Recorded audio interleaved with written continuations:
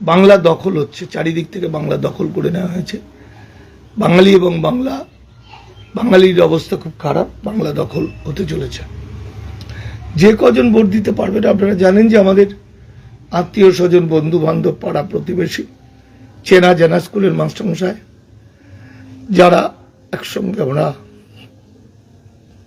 হেঁটেছি, চলেছি, বড় হয়েছি, তারা অনেকেই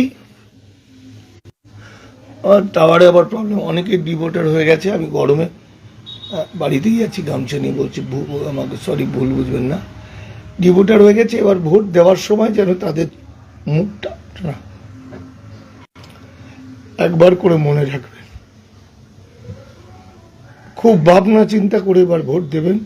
যে কজন নাগরিক হিসেবে আছেন, যাই হোক, গতকালকে একটা সিএ সার্টিফিকেট দেখা গেল, তাতে এই সার্টিফিকেটটাই দেখা যাচ্ছে যে সত্যি সত্যি যেটা সার্টিফিকেট, যেটাই অন্যান্য সিএ সার্টিফিকেটের মধ্যে যেমন বাবা মা স্ত্রী স্বামীকে বাংলাদেশি ঘোষণা করে দিয়েছে, এটাই কিন্তু তা নয়। এটা শুধুমাত্র যে সার্টিফিকেট পেয়েছে তাকে দিয়েছে। এটা অন্য পদ্ধতিতে পেয়েছে, সে পাসপোর্ট ভিসা নিয়ে এসেছিল এবং পেয়েছে।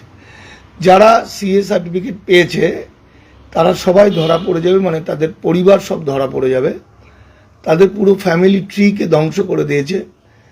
কেউ একজন এই মুহূর্তে আবেদন করলে যে ওটা ইল্লিগাল মাইগ্রেন্টদের বাড়ি, সেই বাড়ি সবাই গ্রেপ্তার হয়ে যেতে পারে এবং তাদের বংশের কেউ আর নাগরিক হিসেবে বাংলায় থাকতে পারবে না, কারণ এনআরসিতে এরা লিগেসি দেখাতে পারবে না। প্রমাণ করে দিয়েছে যে এরা অবৈধ বাংলাদেশি। ফলে সিএ সার্টিফিকেটে এই অবস্থা।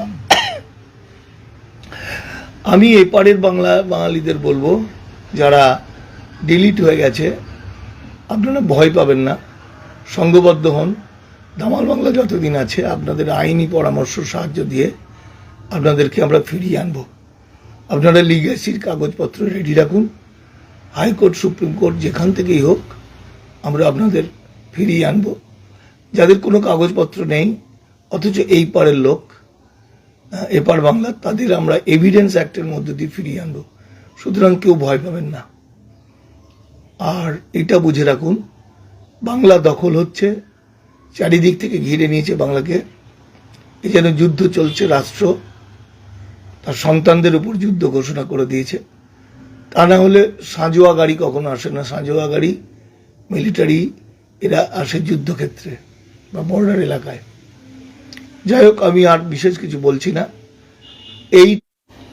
এই ট্রাইব্যুনালটা ফলস, যেটা আমি আগে বলেছিলাম, যে একটা হিসেব দিয়েছিলাম। আমি প্রথম দিন বলেছিলাম একদিনে একটা ট্রাইব্যুনাল 50 থেকে 55টা বিচার করতে পারবে, 19টা ট্রাইব্যুনাল মানে 1000।